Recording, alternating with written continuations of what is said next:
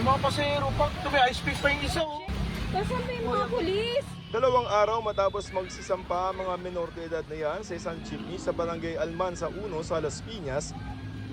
7 sa kanila ang dinala ng mga pulis sa Las Piñas City Social Welfare and Development.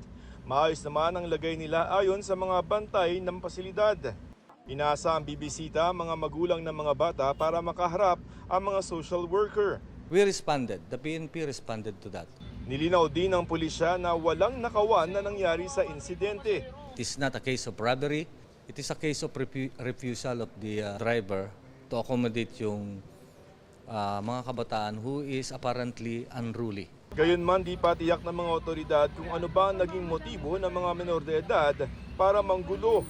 Dahil sa nangyari, pinaigting naman ng Barangay Almansa 1 ang pagronda sa lugar kung saan nangyari ang insidente.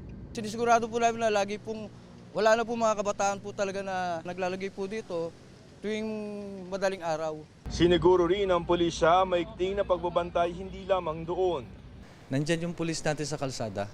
Makikita natin yung mga pulis and the public, sila na mismo ang lumalapit sa pulis such that yung kanilang reklamo ay ating naasikaso.